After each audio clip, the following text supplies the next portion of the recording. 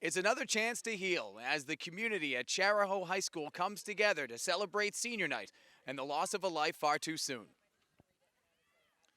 Hello again, everybody, and welcome to Chariho High School for our outstanding Your View crew and my broadcast partner, Mike Rubin. So happy to be working with him. My name is Chris Pham. It was a little bit more than a month ago when at this very scene, Maddie Potts, a senior, a star on the team and a cherished member of this community, unthinkably passed out and would later die.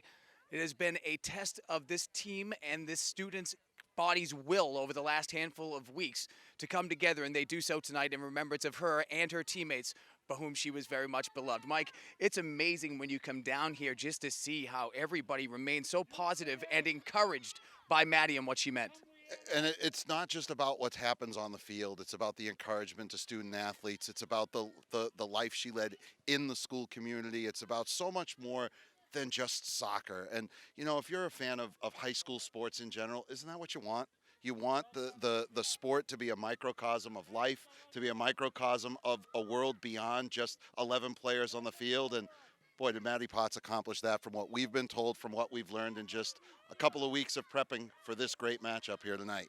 We've spoken to members of the community as well, the school and the team, but it's fitting we start tonight's broadcast off with this outstanding retrospective of Maddie from Your View's Alex Contos.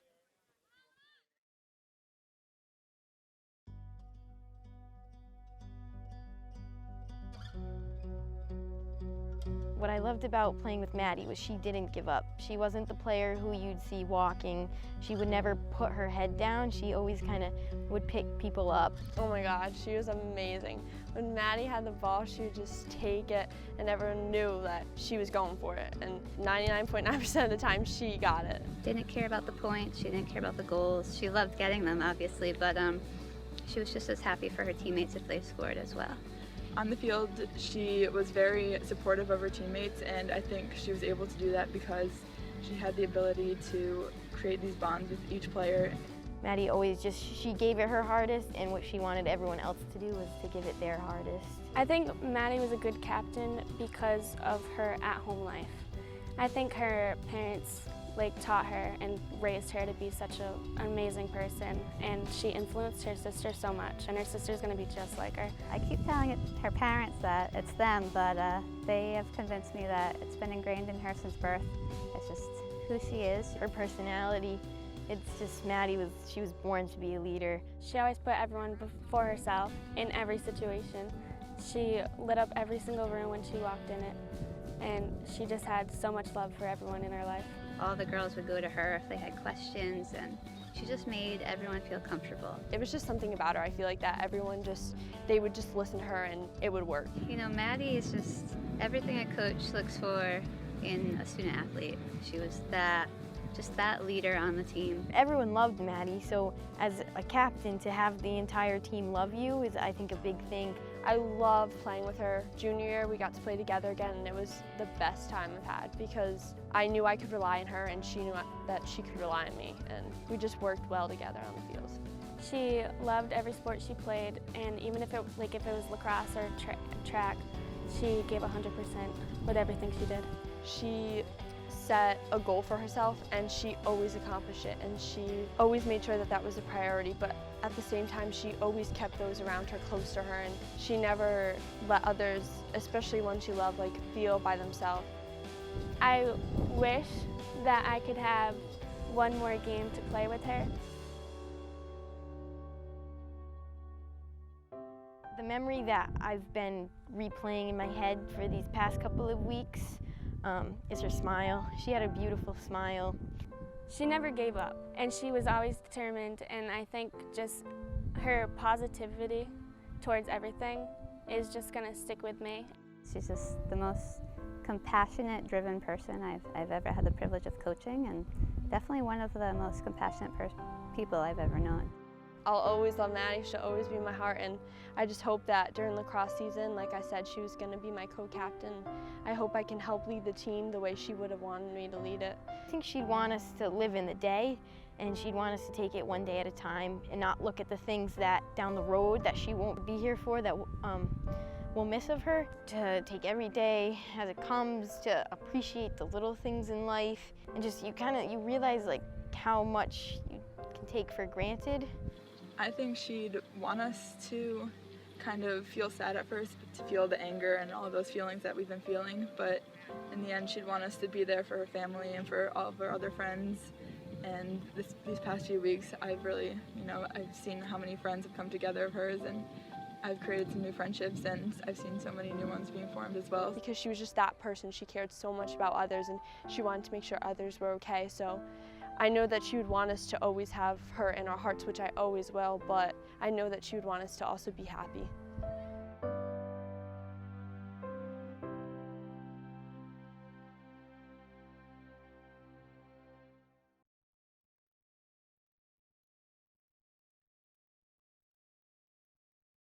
Now go out and play a meaningful soccer game.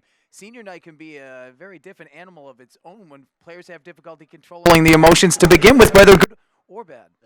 And those are, we're just talking about some of the most poised and experienced athletes in the country at all kinds of levels. You and I are fortunate enough to work with student athletes at all the way up to the Division I collegiate level, and it's hard to drown out the noise. And I think that's something that when all is said and done, we have a soccer game to play here, and you hope that it doesn't become a footnote to all of everything that's happened. And if the record that's happened this season for both of these teams is any indication, we're about to see a really good soccer game between two teams that want to get out there and play for all the right reasons and all the things you just heard about. But sometimes putting out that noise is tough, and it'll be interesting to see how the first few minutes of this match kind of shape up. 9-6-1 for Westerly. It's 10-4-3 for the Chargers coming in. There's a lot of line as far as seeding's concerned, and when you talk about this Chariho team, they advanced pretty deep into the playoffs last year in the stage. Yeah, and the challenge becomes you want to peak at the right time, and you try and ride as much emotion as you can as long as you can. And that's one of the things that Chariho's been able to do in terms of their poise this year. On the other hand, you have a Westerly team that wants to play, unfortunately, spoiler for an emotional night here at Charger country. First half action's coming up. And we welcome you back once again to a special presentation of high school sports and soccer here on Your View. Chris Farmer joined by Providence Journal sports writer Bill Koch. Bill, you did such a comprehensive job of covering the story of Maddie Potts in this community as they recover. Have you ever covered a story so closely that was so incredibly palpably emotional? Can't say that I have, Chris, and honestly, I'm grateful for that because, something like this just shouldn't happen. Kids shouldn't have to deal with this. Coaches shouldn't have to deal with this. A community shouldn't have to deal with this. You're talking about a vibrant 17-year-old, leader, great athlete, sort of the all-American girl who was taken far too soon. It's just an unthinkable tragedy.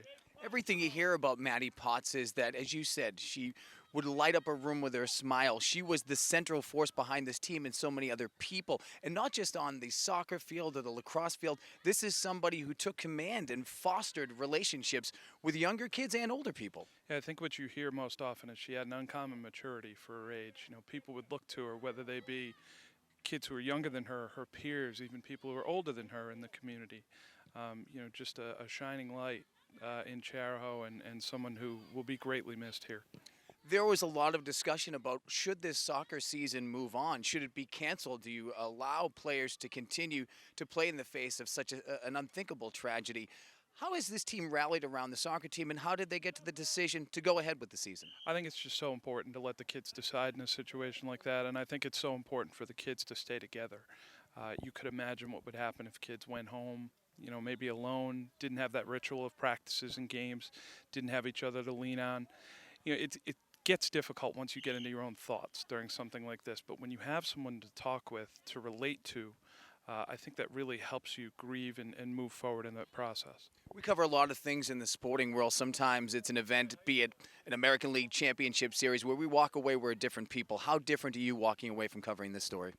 It makes an impact on you, and I think, more so what made me feel good about this in the aftermath was the way that other communities responded to Chariho. And it was the kids themselves doing it, in particular on social media, just reaching out immediately, offering their support, wearing blue to games, which was Maddie's favorite color, honoring her with moments of silence. Just so many wonderful tributes throughout the state. And it really made you feel good about the soccer community, and it really made you feel good about the future, which are these kids who are out here playing. Bill, you covered the story with a professionalism and an empathy that as a journal reader I know I appreciate. I'm sure the community does as well. Thank you for taking the time to join us. No, thank you, Chris. It's my pleasure. Providence Journal sports writer Bill Koch joining us. We'll have more as we return to Chariho High School. It's senior night on Your View. And as the senior night festivities continue here at Chariho High School, I think something that's very nice to point out, Mike, is that they will announce the seniors from Westerly High School as well. Yeah, it's a class move, I think, by these programs. Sometimes you see rival programs. They just want to get each other off the field as quickly as possible, and that's a credit to Mike Shields and the culture here at Chariho. And, it speaks to something bigger that, you'll hear about, I think, throughout this broadcast, Chris, is the outpouring of support for each other. Rhode Island's a small state, and I think sometimes people lose track of just how small sometimes things are. You only have, 50, 60 schools. Mm-hmm. So the fraternity within it of coaches or in this case, sorority of players, you get to know each other pretty well. And so when you see the outpouring of support and you recognize captains and seniors for both teams, it's a really nice touch. Mike Shields is the athletic director at Chariho High School, and he will announce the two seniors for Westerly who are in action tonight. Emily Cisco, who is number 11, and then as you were about to say, just receiving her flowers there. Yep, Elizabeth Letizia already made her way back to the bench, and you like to see that. A lot of mutual respect, and you'll see the Westerly coaching staff, Jay Hudson and his team, knowing that this is an important match, and now we'll hear about the Chariho seniors, Chris. And that was Lindsay Shields a moment ago who went out there to meet with Emily Cisco. Now here's the first of the Chariho seniors, Michaela Furcolo. You see her with her family. And that is Gabrielle O'Connell, a midfielder who sometimes plays up front in the forward position. Senior number 8, Devin. And you think about how, your senior year, as a student athlete, it almost starts the day the junior season ends. And you write this script, and it involves captains practices and off-season workouts, and probably transcends a couple of other seasons. We saw Coach Godbout's also the lacrosse coach, and the script that this group of seniors has had to rewrite for itself is a credit to their character. Here's Kristen Morgan, another one of these seniors who comes out, and I think we've almost answered our own question from a few moments ago. Beaming smiles. There's a lot of excitement in these players, at least so far. Yeah, and sometimes you realize it's a little bittersweet when you're at senior day, and you're thinking, I remember my last home soccer game in high school. I knew it was it. There wasn't going to be another home game. We were going to the tournament, but we weren't playing at home. Yeah. We weren't going to be in that top 8. That was going to get a home game, and these guys are very lucky that they'll, in all likelihood, have a home playoff game, and they've earned it despite the adversity, and that's a tough moment for all of us to really kind of see the Potts family. Speaking of bittersweet.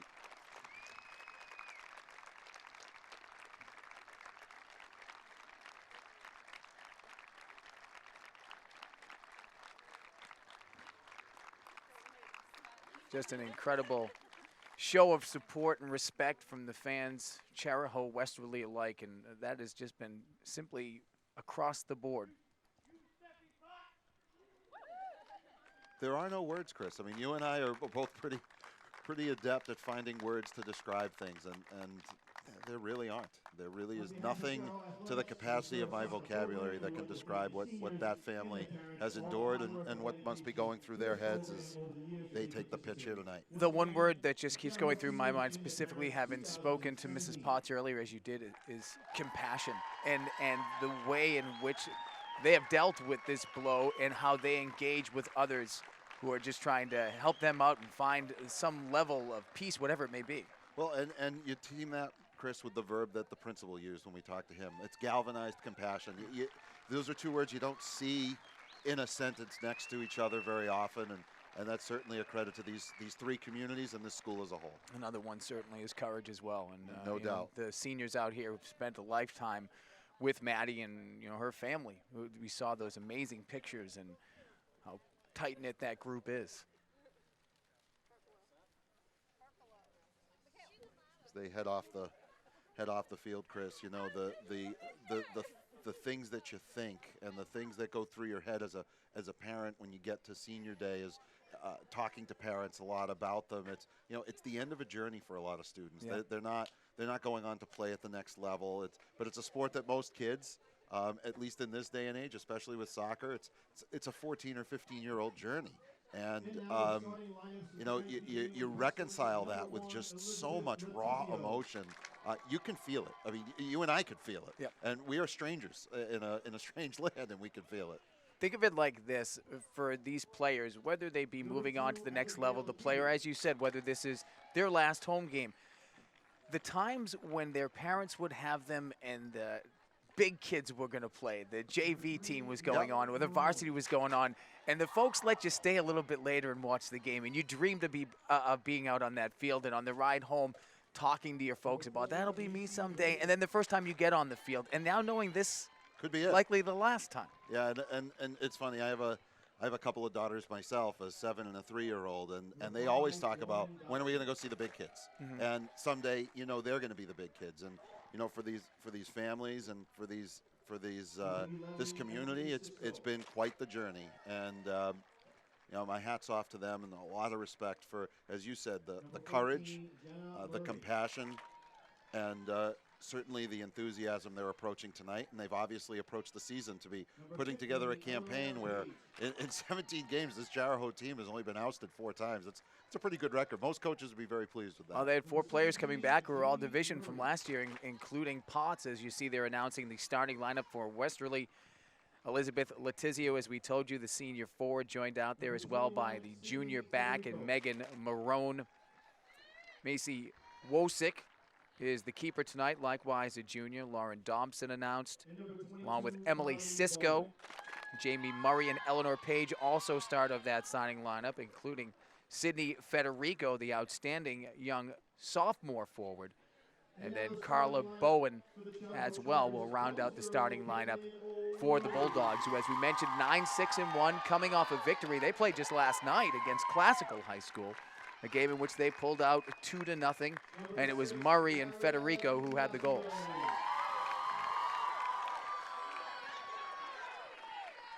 And now the starters for this Chariho club. First up is Daria DiBiasio, one of the bright young spots on this team. Also being called out there, another sophomore, the back, Tia Sardelli. And they get the heroes welcome through the player tunnel. That's Hannah O'Ciari, the junior mid. And Megan Hill, another member of that back line, the 3rd-year player. Devin DePalma, one of the seniors who was honored beforehand, who helps control the midfield for Coach Brittany Godbout. Michaela Forcolo. And Kristen Morgan, we saw a moment ago with her dad during the senior celebration. I just want to point out another nice gesture. Those players who are running out with flowers for the Chariho squad, they're being handed them by the Westerly coach and captains at midfield. And we've been rather alliterative with our descriptors of this game. We've used compassion, we've used courage, and I'm going to throw out class. I'm just so very impressed with what both of these teams have brought to the table here tonight, Chris. And Coach Jay Hudson in his 2nd season at the helm of the Bulldogs. His assistants Hillary Turano and Evo Diaz.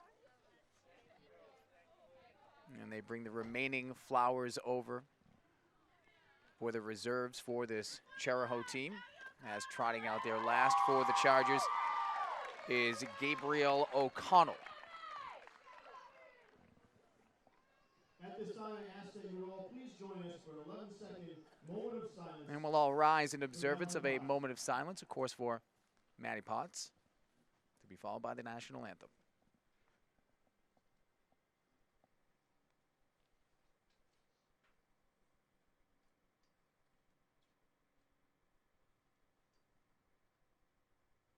Thank you. Please remain standing for the playing of the national anthem.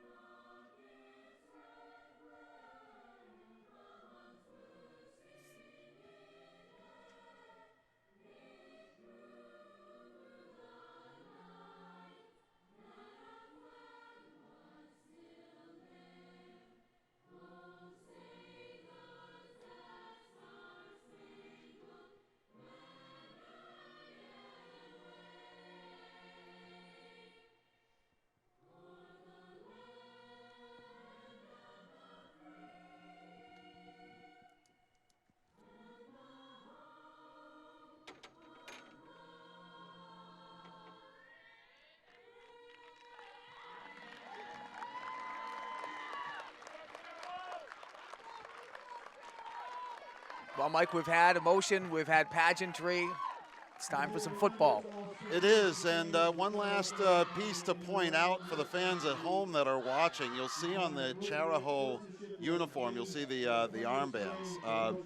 Most often in this sport, for those of you who are just casual fans of soccer, the armband is worn by captains, and in this case, sometimes you'll see teams that'll wear an armband that is, in memoriam, or they'll put something on the jersey that is black, but that is not the case here at Chariho at all. They all wear an armband, but it is a blue armband, that being the preferred color of their late captain. And something else that I think is worth mentioning is it almost gives the appearance that everybody on the pitch, Chris, is a leader in her own right. Absolutely.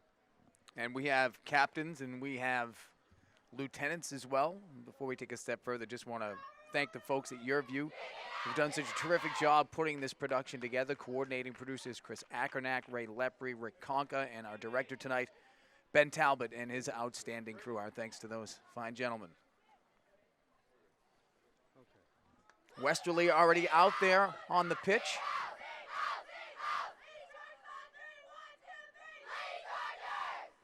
And there you have it. The Lady Chargers are ready to play. Well, and this is a meaningful game, Chris. I mean, you, as a coach, whether you're Coach Godbout or you're Coach Hudson, you want to put your team in a position where games in late October, early November matter. It's what you seek out to do at the start of practices in August. It's certainly where you hope to be at this juncture of the season. This game matters. So for the Westerly club that's going to be attacking right to left here in the blues, and for Chariho defending goal to our left wearing the home whites, this is an important match and is one that's going to matter certainly when the Rhode Island Interscholastic League seeds its Division II tournament in just a few short days. There you see ready for the opening kick. It is Kristen Morgan. Caitlin O'Leary in the goal behind her. To our broadcast left and over to the right, you've got Macy Wosick. And just an important note, Chariho, I don't know if anybody else picked up on this, they only announced 10 starters. The 11th starter would have been Maddie Potts here on senior night, so they just allowed them to play the turnover so that Chariho could check its 11th player on, that being Jillian Pepler, and now we'll play soccer. So in the men's game, they would call that the gentlemanly play. It's a very sportsmanlike move, and now I think officially we're playing a game. Let you curtsy to their ladylike action. I don't know if we're going to see a lot of curtsies tonight, Chris. I don't think either coach wants to see that. No, you've got some fierce teams out there, no doubt. So the throw-in with the Bulldogs as we're Now into the action. That one popped sky high. Defensively come over to assist on the play was Tia Sardelli. And we'll get a throw in on the near side. We should point out the Westerly junior varsity team, victorious in the match played just before this one. Yeah, they look pretty sharp. Had a couple of nice finishes. Tickled the twine, I think, 3 times. So had a nice little start to the evening for the Bulldog juniors. Sardelli again bombing that one away. And another throw in by Eleanor Page. You see battling for position down low. Back turned was Jamie Murray. It's knocked away by that back line of defense for the Chargers. Westerly has a pretty good weapon in that throw-in. You know, they almost not quite corner kickish, but it's not a bad toss. They're a team that can score as well, 35 goals on the season.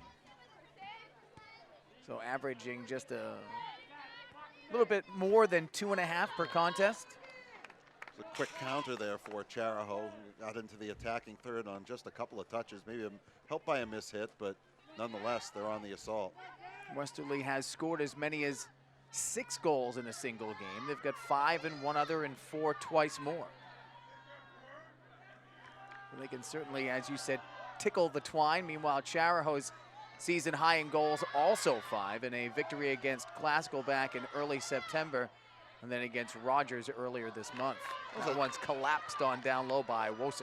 That was a nice ball there. First by Devin DePalma, the senior, working into the box and then turning that cross in. Was able to make a couple of defenders look more like parking cones. It was good ball possession. Certainly was. Again, we're going to get a throw in. Cisco's up pitch.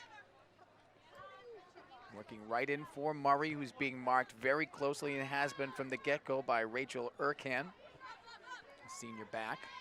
That one gets underneath Lauren Dobson and sent to the opposite side. A foot race for it, and that's won by Chariho's Megan Hill. Now a chance to build from the opposite side. Chip forward for the attack. That one on the first touch a little bit slow off the foot of Morgan. Still a bit into the middle now. She'll go right foot. It gets by the keeper, Wosick, who just bombs it away to safety. But a real test that time by the Chargers as Morgan came flying down the middle. Yeah, it was a great ball from Gabrielle O'Donnell up that left flank. And on film, one of the things I think the coaches will notice is that emerged because really the Westerly team in the offensive third had really collapsed towards center. Corner kick coming. Osiari will send in the corner. That one's whistled down, landing in no man's land. A couple of little too much pushing and shoving, as is ought to happen with a corner kick situation. But to go back to the earlier thought, Chris, you want to spread the field. It's a little hard for us from here to make out that far sideline, but you saw Westerly really pinching, and as a result, that was that counter from Chariho that almost got him on the board. That was Sammy Santos on the Carlisle center official. He's joined tonight by John May and Gordon Priest. And the goal kick now from the Bulldogs. You know, give credit to the Rhode Island Interscholastic League for going to the 3-referee system in regular season games. It's for varsity contests, you need it. There aren't many states that have done that universally, so you know, kudos to them. Jamie Murray with the throw in on the far side. And perhaps that was a little rib to their neighbor to the north. Where you and I call home. You're giving away trade secrets. I'm just throwing it out there. It's a pet peeve of mine. I like the 3-ref system. Free kick, good distance. Another chance to run on the outside. That's for Colo, who can't quite get down into the corner to take that one away. She was marked defensively by Letizia. And a throw in now for the Bulldogs as everyone gets to move upfield. Carly Bowen sent back originally and now lofts it forward. Nice job of collecting that one with the midsection. In open territory by DePalmer, and now a long ball. Oh my. All the way out to play that one with the right foot was Caitlin O'Leary. Well, if you're Caitlin O'Leary, you commit to that ball. You're going to commit early, get there, and get it downfield, and now it turns into instant offense. That's exactly what she did. Nice job in transition by the Bulldogs, however. You see 5 blue jerseys out there, just 1 white jersey, or 4 white jerseys.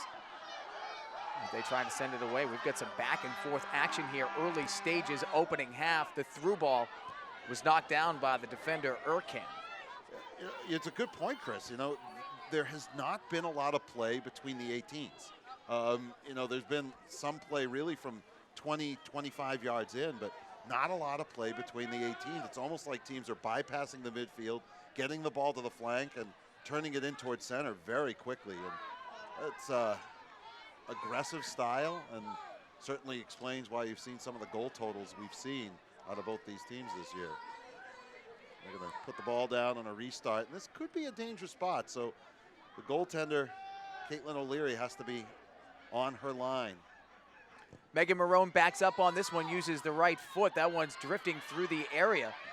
It'll be cleaned up on the twist and turn by Osiari. When in doubt, kick it out. I mean, don't take too much time.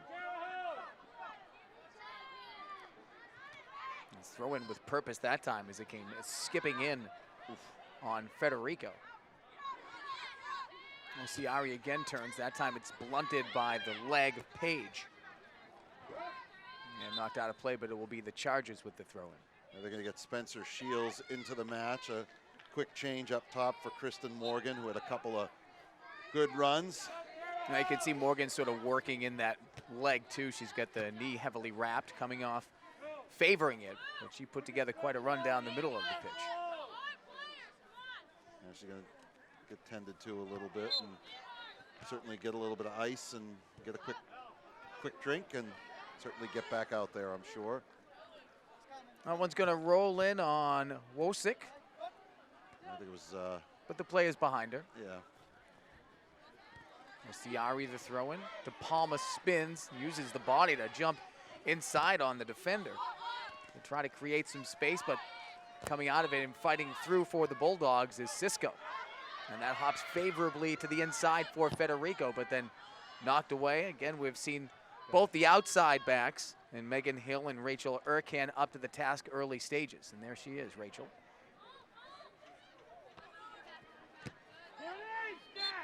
Say the whole ball had crossed the orange. They're playing the orange lines, which you can see on the near side and across midfield. The white lines are football. I'm presuming the blue is probably field hockey. It's tough at this time of night, too, with the lights on to capture anything other than the white. And at this stage of the season when the fields have been ripped up pretty good by multi-sports. The field's in, let's say one thing. It's in good condition. It's in really good condition. I think favorable weather has certainly helped with that. You took the words right out of my mouth. I think this is the first night that I've been out after 7 o'clock. I'm usually in bed by now. Who are we kidding? But first night that I've been out and the temperatures are, feel like fall. Right.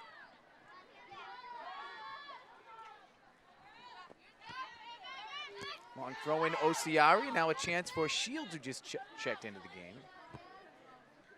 Spencer, the daughter of athletic director Mike Shields, who told us about what a comfort and what a role model that Maddie Potts was for her, and not so much in soccer. Yeah, just in life in general, as here comes the attack, and that's one that Osiari might want back. See, she was trying to cross that one for Shields, who was burning up the inside alley. And isn't that what you want, though, out of your senior captains, is to, take younger players under their wings, and, you have an extra lap to run sometimes because you get some players who are less fit, and you finished your part of the run, and then you go back and guide in the younger student athletes, because you hope someday that they'll pay that forward for a student athlete 4 or 5 years down the road. And that's how legacies happen, Chris. I mean, that's how, teams build, and, people will talk about someone as, 4 years from now. Spencer Shields, who's going to have the same opportunity to do that for a freshman, and then so on and so forth. Dynamite play a moment ago by the center back, Marone, to come forward on a ball and keep it from becoming a dangerous situation. Meanwhile, Page tries to work that one up for Murray. It eluded her, twisted her around, and it's sent out of play by Urcan. After that initial kind of surge of energy, both sides, that you tend to see in the first 5 to 10 minutes of the game, this is where both teams want to maintain their energy level for a 40-minute half. It's a little tough to do.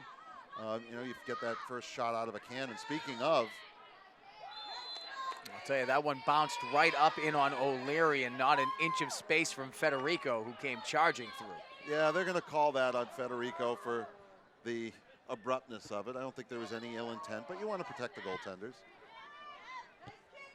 Cisco chips that one forward. Murray collects and sends it middle, nobody home. And Shields will play it back. Oh, great ball. Marone's got to come through, and she does. That ball took a few different directional hops before she finally sent it away, but you're right, excellent setup by Ostiari. Ball came kind of bouncing in between the hash marks of the football field, and that's where you tend to see sometimes divots become a factor, and that's what you want your sweeper to do. If you're Westerly, Megan Marone, really only one option. Don't do anything cute. Slow down the attack, slow down the counter. And we see Shields again. She's in a foot race on the outside with Murray, Jamie Murray, and Marone comes through again, covering an awful lot of territory. Yeah, and again, that's what you want your sweeper to do. That's why they call it a sweeper. I mean, you come across, get rid of that ball, get it outside, do anything you can to stop the attack. Well, I tell you, Shields has been a spark plug since coming into this one. She's found herself on ball or around it a lot. Wosick comes flying out off of her line to field that one with the pressure bearing in down the middle by O'Connell.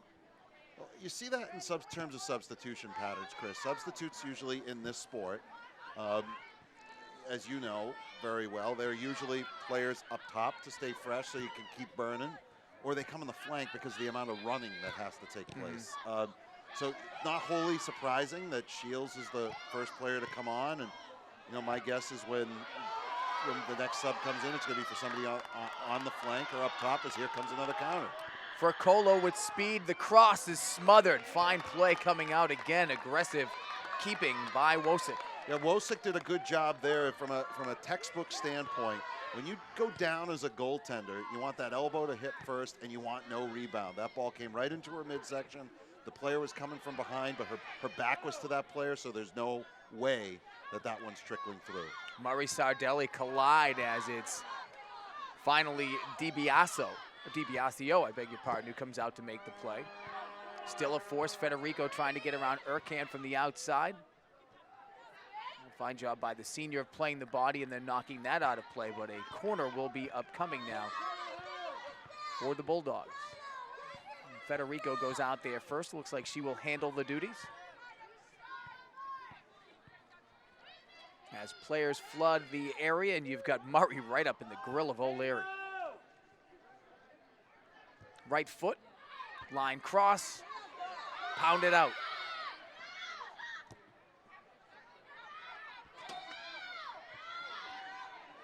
You can hear the calls from the bench, just get it out, and I can't say I blame them. Anytime you see those balls bouncing around like that, Chris, it's your stomach as a coach kind of twisted. That one's blown offside, so we'll get a freebie here for the Chargers. And that's why you love the third official, right there, because if you only got two officials and one of them's following the play, there is no way you're making that offsides call. Good call. Sardelli will do the honors. She slides that one towards the near side of the pitch. A little bit of contact as the players go up. Jillian Pepler for the Chargers. Well, it was Abigail Keegan for Westerly. And now on the opposite side, Murray gets through Sardelli. Looking middle has Federico. The cross, that's knocked aside. Again, the fine job of the outside backs marking. Urcan again. And Urcan there did a nice job of staying on the back shoulder of the oncoming attack, because from that position, if she's a step behind her, that's a shot on goal, or ought to be a shot on goal. Again, right-footed quickly on the set piece. That one comes bounding in, loose in the middle on top of the six. And then sent out to safety. That one came off a little bit sideways on the foot of Urcan. I'm sure she would have liked to have done a little bit more with that. Yeah, had more time and space than I think she was aware. A few players mistimed their leap on that. Federico and Sardelli will fight for it, and another corner. Third in this progression now for the Bulldogs. This has been a good sustained attack since that shot was stopped by Wojcik, or the cross, I should say.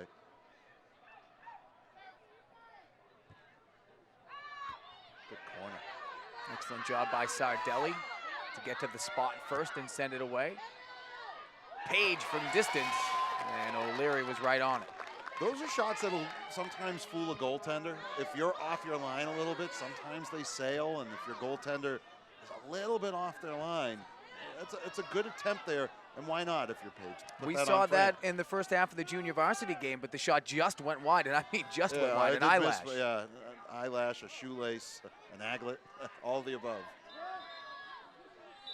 And, you know, these three subs for Chariho have been waiting to check in for some time. You know, that was a sustained pressure by Westerly and not a lot of throws, no goal kicks. And, you know, you could tell they needed to get some fresh legs out there. That's Lindsay Shields, Elizabeth Johnson, and Emily Seco joining in. Coming off, it is O'Connell, Pepler. And who else do we have over there? That's for Colo, who set up that cross on the last run by the Chargers. It seems to me, and we're just about midway through this first half, just shy of that as we see Murray with a burst of speed come flying up, but Sardelli handles two different players all in one defensive play. That was a nice touch.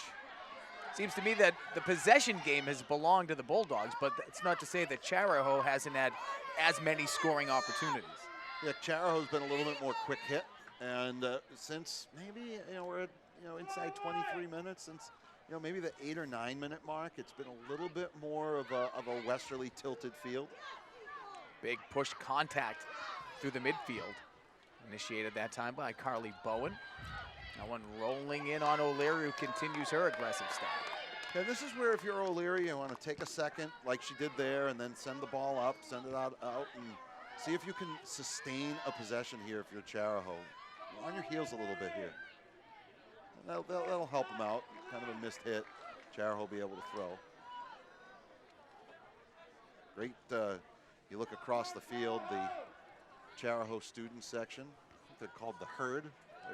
They are indeed. Yeah, they're out en masse for this Friday night contest, which of course most of you viewers are seeing via tape delay. A good sweep there to send that ball out of bounds, but and this is a young Chargers team. they have a few seniors, but they have a balance because they also have quite a few young players that are getting out there, and that's, you know, credit to the coaching staff. It's what you want, actually, Chris, is to have that balance. That way nobody's completely green, as it were, going into the next season. Well, they lost now 5 all-division players, including second-team All-State performer Gabriella Harris. As we see Murray again flying up, DiBiasio sort of nudges her off that line, and then a little gunpowder on the toe from O'Leary, who sends that one about 60 yards up pitch.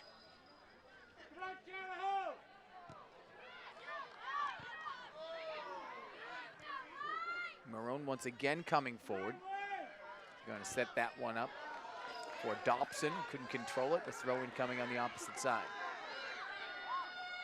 So Lindsay Shields with the collision then helped the Westerly player up. You can, much nicer than I used to be. Shields in the area. Well, good second touch that time to keep the possession alive by Elizabeth Johnson. And then sent right back to the back line. And DiBiasio offers a through ball. Shields trying to run it down.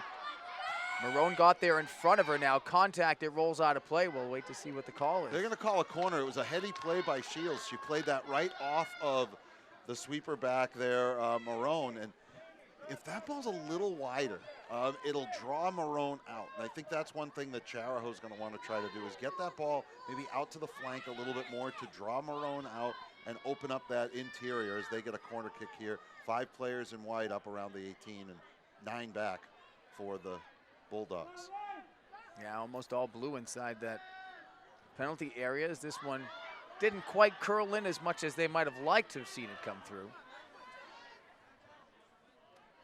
Battle after the fact. Wages on. How about that? Give and go little move there by Devin De Palma. She's shown a deft touch on a couple of different occasions now. That was a nice ball. Osiario on ball now. Had it pop away from her right in the face of the defense of Cisco. Tried that move once or twice, did Orsiari, and Letizio stayed, Cisco stayed on her very well, didn't bite. We're more than halfway through a scoreless first half now. That one drilled right into the back of Dobson. It's one thing you pick up when it's 40 degrees, 45 degrees. It feels a little different. And maybe it's in the high 40s, low 50s here tonight, would you say? Maybe a little warmer than that? I do not wear the hat of meteorologist. No, I'll stick with nice, I'll stick with pleasant, balmy, humid, whatever you want. I'm not going to pinpoint a temperature. Oh, man. You're disappointing me. You've dragged me down too many paths before, my friend. Well, it's a beautiful night. It really is. It is spectacular. And what a beautiful drive down here. Coming down on Route 3 and 138. Terrific stuff. 95 with the colors all turning. Federico turns her back. Can't quite get away from Sardelli. She's been very impressive in the center back spot. Now across. That is gobbled up by O'Leary as a late break by Abigail Keegan almost set up a scoring strike for the Bulldogs. Now Shields, shield break, 1v2 along with Marone. This one might be a little bit too far of a lead, and it is just a bit too much from Seakill. But still, we've got penetration deep into the offensive third of the field. Marone does seem to have a little bit of a step there. I mean, she's quick, very quick getting back, and you know, step for step with her was Shields that time, but just maybe a half a step faster is the Westerly back line there. But it all started with just a very quick turnaround punt to get downfield by the goaltender O'Leary. She's instant offense. I mean, she goes from her own box to the other side of midfield by 10 or 15 yards with a quick, swift swing of the ankle. And folks in the herd will point out to you they've got another year with her between the woodwork. That one's played down. Malone will chase after this one again. Seakill providing the press. That one hops away, gets out towards Johnson, but stolen away by Dobson. And she'll send it up for Murray. Had a step on the defender, but let it too far for herself. Allowed the center back, DiBiasio, to come over and at least clean it up for the time being. That's all you really want there defensively, is you get a look at the fans in attendance who are sporting some blankets for the first time all season, I would think. Fans trying to get behind Chariho, but you know, you've seen a lot of, I'm going to say, transitions. The transitions have been very, very quick in this match. Again, not a lot of possession in that, you know, around the kickoff circle. There's no building through the middle 30, not at all. No, not really. Shields had that one jump behind her, lost sight of it momentarily. Jenna Murray comes in. Federico tries to knock that down to the interior. DiBiasio there again, but Cisco is first on ball. And now a chance O'Leary will get their first whistle down regardless. Yeah, one of these through balls could potentially become problematic for Chariho. You get the sense that, you know, you're very, very close. It's not missing by much. They've got to be a little bit more cautious, and certainly O'Leary, I think, has to be very focused, because they've tried that now, I'd say 3 or 4 times. Twice it's been offsides, but they're really trying to play through going up the gut. Substitutions again back into the ball game for the Chargers is Gabrielle O'Connell. Stepping out is Seakill. Shields right down there trying to win it away from Marone. Tough chance there. Marone has been spectacular so far through the opening 25 minutes. And as we dive into the 26th, it's great to have you with us here on Your View on senior night. Final game of the regular season for the Chargers and for the Bulldogs. DiBiasio way up pitch. That one goes off of Dobson. That one not clean off the right foot of Marone, and a throw-in on the westerly side of the pitch for the Chargers.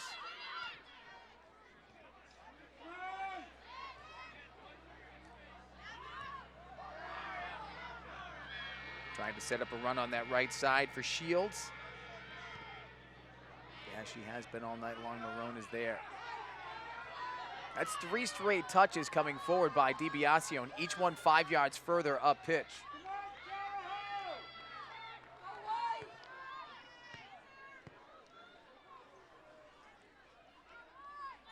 As Hill readies to send it in and does. Sent right back for Murray, who goes outside. Collision, it's free. Murray is there, another player to beat Hill. Served for Federico, tries to one-touch that one, but it's pulled just a bit before the short side, and a goal kick upcoming. Well, another change coming for the Chargers. They'll get Devin DePalma back in. Elizabeth Johnson, some good minutes. She'll trot off. At first sight, every time Federico or Murray take off, you think, wow, they have got such terrific speed, and the same can be said for Spencer Shields, but the back line is there, and it might not look to the eye as clear-cut speed the way it does with those other leaner players, but everybody's getting to everything. Well, and the recovery speed's very impressive. Well, and the other detail is the diamond that Westerly plays in back. It's right in front of us, so it's pretty apparent to see. Marone has dropped back a few yards, so she has that few-yard advantage on any ball that's coming over the top or going through, and where the attack, as we're going to have a corner kick here, the attack is not even with her. They're not on the last defender. They're on one of the flank defenders. When that happens, you're giving up those 5 yards, and she's got good speed. Yeah. That's why no one has been able to turn the corner on her so far in this first half. Federico sends it in. Leaping chance is sent just wide. That was Keegan. Okay. Yeah, those are the type of plays that make a coach go wild because, you know, you've got numbers defensively. The ball goes through, and it finds the foot of your opponent in a good scoring chance. Now, I don't think Keegan really realized that she had maybe time to settle that ball, turn, and get a better shot. And the defense was closing in her defense. Jay Murray sends it near side for Cisco, who was on the wrong page with Federico, who cut out while that pass went in. And a little bit too much mustard behind that one as O'Connell tried to send away for Colo. Colo sends it skyward with the top of the crown of the head. Pulled down by DePalma. And dangerous play through the middle of the air as O'Connell came together in close proximity with Carla Bowen. Settled finally with some space.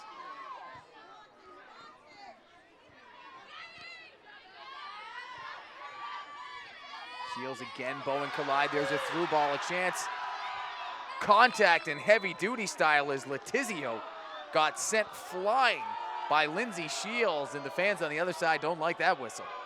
They don't like it, but they shake up. They realize, you know, incidental. There's the fans thinking it was just some clean, aggressive play. But you know, anytime you're behind someone and they go down, the official's going to call that. Rare is the time when the official is not going to blow a whistle on a situation. It's also a height advantage that plays into it. Yeah. Sometimes you don't see any contact, but as a defender, you feel the pitter-patter, and you say, you know what, I'm not going to get to it. I'll just go down and see if I get the call. Yep. That's for those of us who went to schools with good theater departments. Sportsmanship, it's all part of the beautiful game. Here is Shields. She's got a step. Excellent close that time at the last moment by Eleanor Page. Yeah, Page was able to just step in front of Shields there and just deny the opportunity for a clean shot. Good defensive play, very nice defensive play. Sardello, knocked forward by Bowen. Keegan will move it forward for Murray. One thing that's interesting, Chris, I mean, you and I have watched enough of this to know that sometimes the first 5-10 minutes of a game, you see teams when the stakes are high, and the stakes are certainly valuable at this stage of the season. Those first 10 minutes are kind of that let's see where we're at, let's feel things out. Not tonight. These teams have gone at it and gone after it. They came out attacking early. Yes. If anything, that process of feeling one another out has happened after the fact. Yes, and you know, when you talk about pace, that's a good ball. Federico tried to play it back. Jumping up into the play was Dobson after it was all set up. That's a good ball by Murray, and a trapped by O'Leary, who makes another fine play. Yeah, nice shot. Again, it's going to keep the goaltender honest. To finish the thought, Chariho's gone a little deeper. I mean, I don't think we've seen Westerly sub yet. And so you wonder how that could potentially play into things as the pace of this continues. Certainly, both of these teams are very fit. That one took a bounce that looked favorable at first for Colo, but Marone was there again. Page got back to help. It does, however, lead for Colo to the corner of the pitch for this corner kick, and now she'll get called off. She'll yield instead for De Palma. Yeah, I was going to say, with the left foot, sometimes you'll try from an in-swinger on this time, but with the right foot, you're not going to get that. To the top of the 18, knocked away. First there was Dobson. Now De Palma will try to reestablish possession. Oh, good ball to the inside. Cutting back was O'Connell. Shields had a bid. Marone stepped up. De Palma again, a little heel kick to herself. Wearing that one between the numbers was Bowen. De Palma again, and it's just wide. And that's what Chariho hasn't been able to do so far, Chris. I mean, that's 3 or 4 shot attempts in the last couple of minutes, and really they're the first shot attempts that they've had because they've spent a lot of time building from the flanks and have had a hard time getting through the center back. You know, Wojcik has been on her game, certainly, but you got to test her. A good takeaway. It's Osiari. Wanted to set up O'Connell. The center back's there again for the Bulldogs. Speaking of which, Sardelli, and now Shields a bid. She chips it! Magic!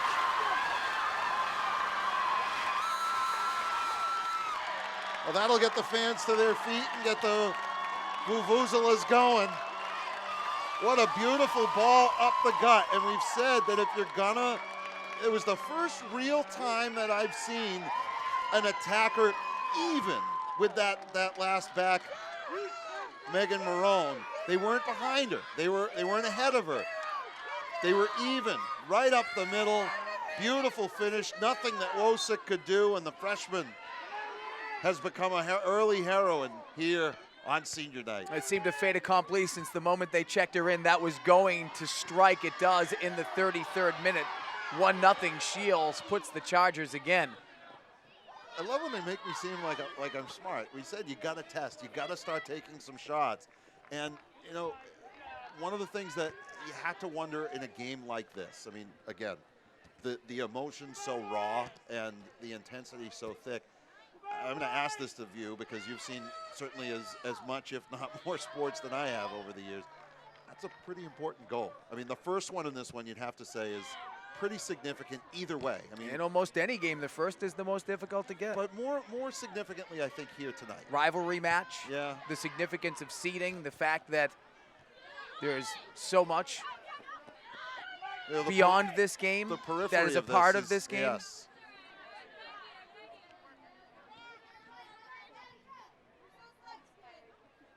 I would agree. We've seen people here tonight, you know, flashing smiles and embracing one another compassionately, supportively. We've also seen some folks have had a difficult time composing themselves. Yes. Emotion has been raw one way or the other here tonight. Here's another chance for Shields as she gets sent away, drives that one towards frame, but it's just a little bit short. And they continue to set up runs for the freshman, who has shown some incredible speed and nice touch. And a willingness to get her nose up in it. Yeah, well, I was going to say, and a good first touch to get to the ball. I mean, you know, sometimes when you're playing up top, the most important touch you make isn't the last one that goes on goal or in goal, hopefully.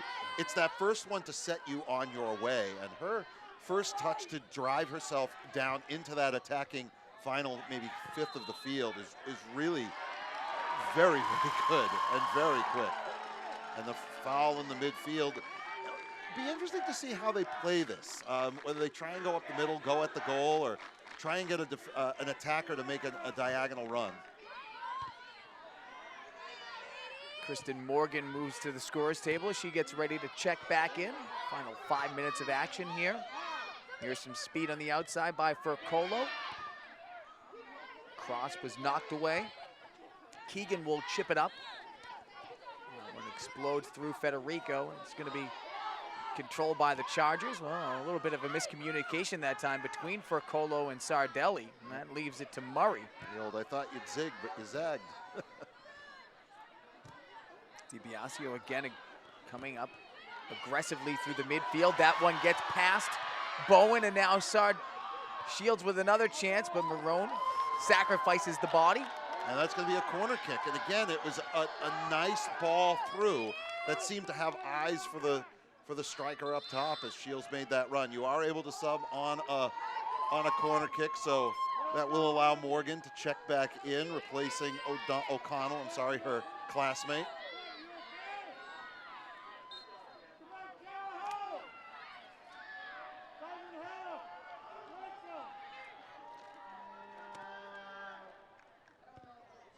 Great ball. Fine read, although that ball caroming off of Wosick. Couldn't field it cleanly. She picked the spot and she got to it, but almost more dangerous after the fact.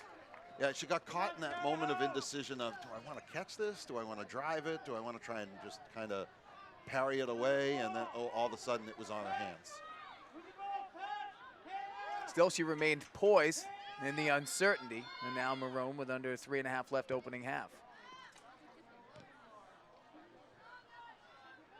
That one not quite the distance I imagine that Jay Hudson and the Bulldogs would have liked. Excellent pass that time to set up this one for Ercan. Well, this is where substitution patterns matter. I mean, the last 8 minutes of a half, we've seen Chariho with a steady diet of cycling in some reserves, and Westerly used so much energy in that, maybe from the 8th or 9th minute until about the 17th or 18th minute, and came up empty.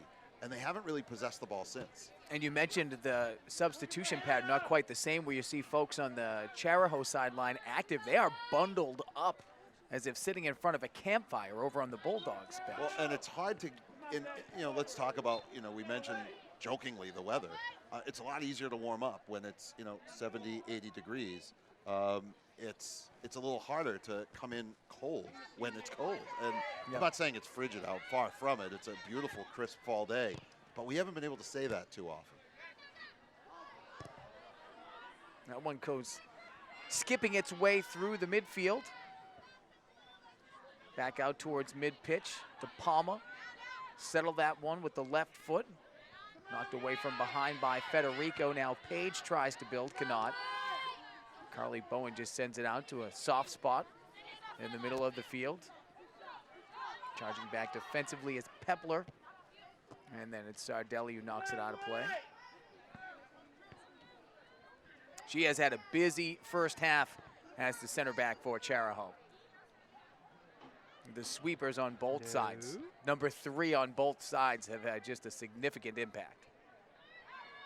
And this is the time of the half where, you've been on the attack for so long. If you're Chariho, you don't want to have your focus wane for a quick moment. And then suddenly, what's been a great 15, 20 minutes for your club quickly evaporates into a tie going into the half.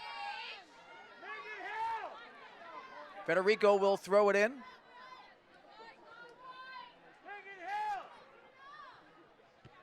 Still trying to chase that one down. Well, Cisco sent right back out of play by Sardelli.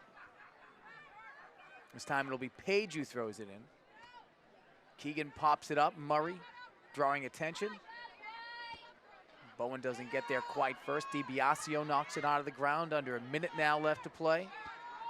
Page has some room to create. Ball just wasn't quite on for Murray. Oh, wow, some contact at midfield. That will get blown dead. Morgan wasn't going to get cheated on that 50-50. Sent the defender flying. That was Jenna Murray.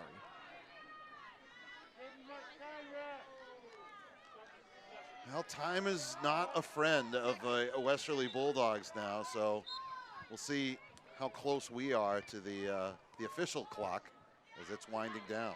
Good ball by Marone to advance it now. Trouble at the top of the 18, but O'Leary, as she has been right on top of things. She'll calmly settle it down. And it looks like they were dead on, hey, spot on. There you go. Give a thumbs up to the production crew on that one, Chris. Right on contact with the field, right on contact with the officiating. We are just the squeaky wheels in what is a well-oiled machine. Speaking of well-oiled, so too is the Herd. They get charged up on the game's first goal. It was Spencer Shields, came in the 32nd minute. It's Chariho looking for an 11th victory on the season in front, 1-0 after one, here on a special edition of High School Sports on Your View. Backtracking, looking. Now he's going to tuck it under and run. And look at Mike Marino. I always wanted to join the Army. It was never the right time in life. I was chasing playing dreams and then coaching dreams. There was a lull there where I was like, I gotta do it. It's now or never. So I enlisted. All those things you learn about teamwork and sacrifice and pushing your body to the limits you don't think you can do it. It's the same thing in the military. So it was physically, all that stuff was really, it was easy. He's going to go all the way for a touchdown. 80 yards on the run by Marino.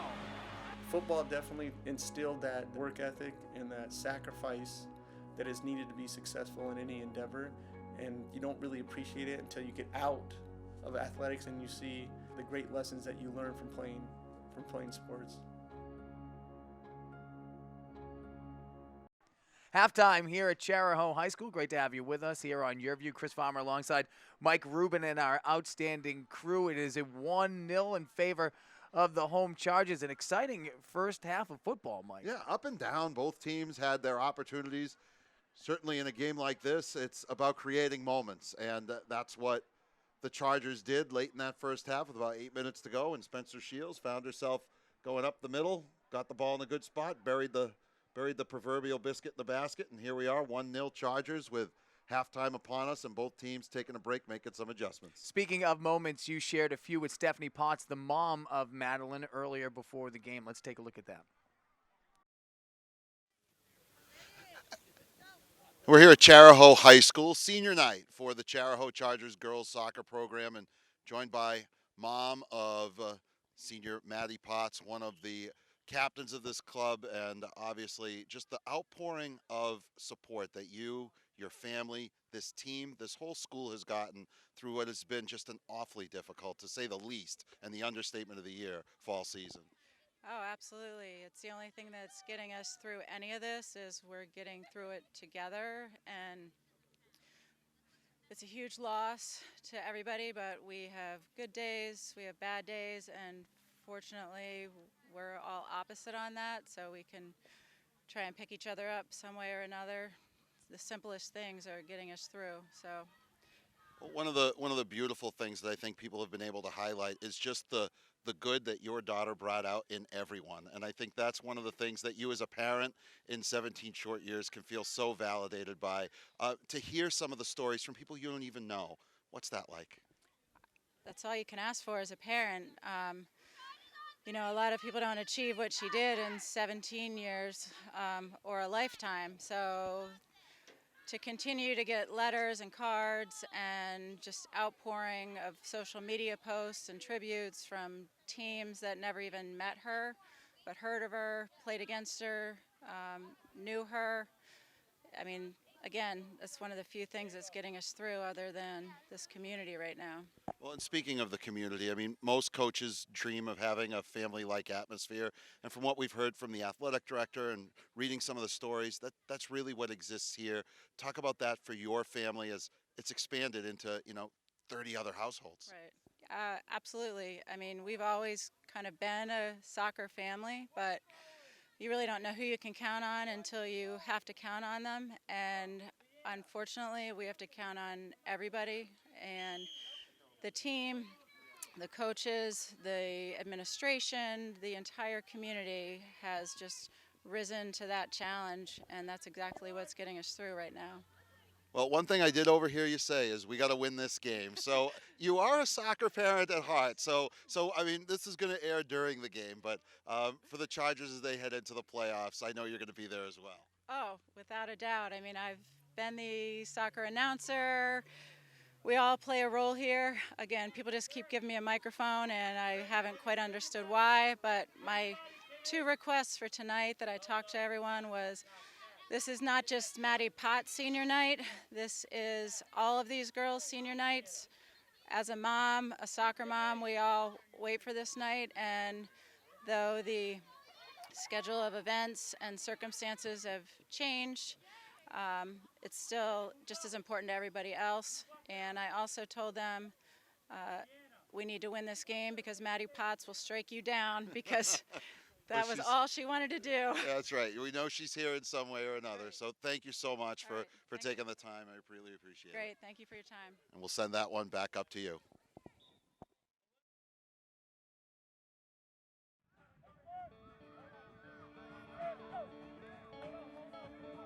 I didn't have a lot of role models coming up.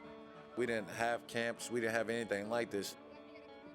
It's fun seeing their faces. They can't wait to get out there and learn.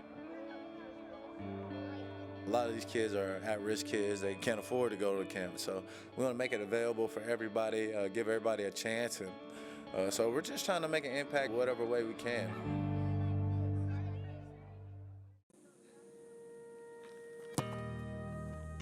There could be a girl in the NFL, which that would be pretty amazing, but I mean, those guys are huge. So I mean, that girl has to be also huge. I'm pretty sure, let's hope. I don't think anytime soon, but I'm pretty sure one of these days that a girl's gonna get in there.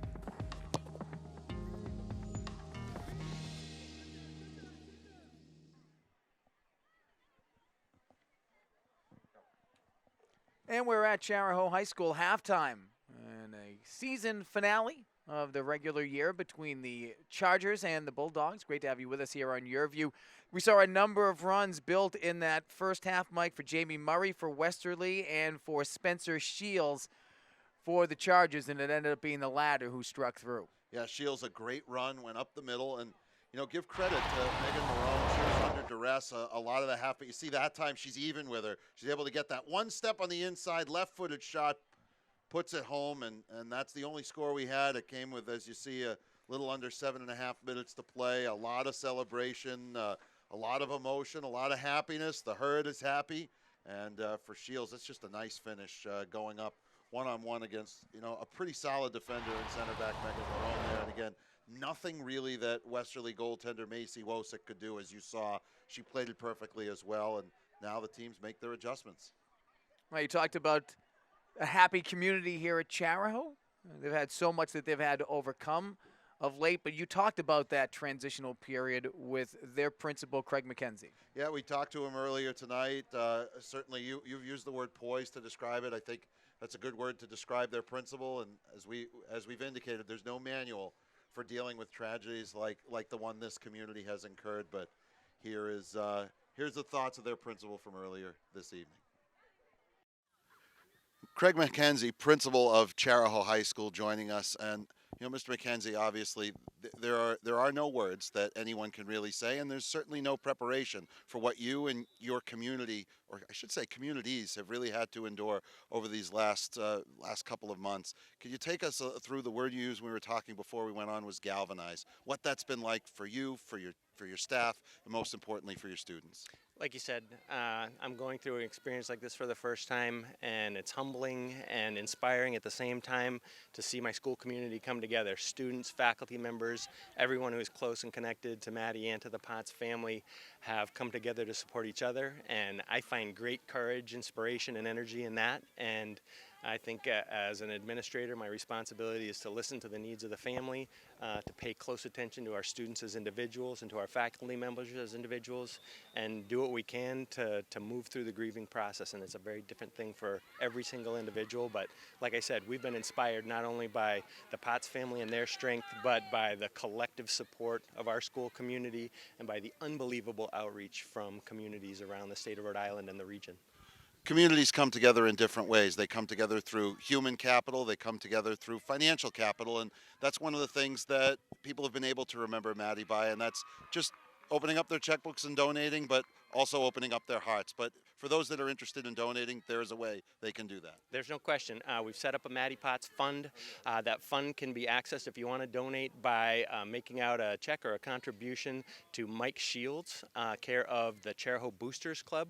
The Potts family, along with the boosters, are going to consider how they can best pay tribute to Maddie in her memory, the incredible life she led through supporting schools, sports, and the things that she was passionate about. So. Well, and beyond that, I mean, when you think about how the community has come together and how you yourself have learned, what is it that when you get to June and maybe you have an opportunity to take a deep breath will be the biggest takeaway from all of this? I guess for one thing is I never take for granted when people say anything you need. Sometimes I don't have an answer to that as an administrator when there is outpouring of support from the entire school community and from schools around the state.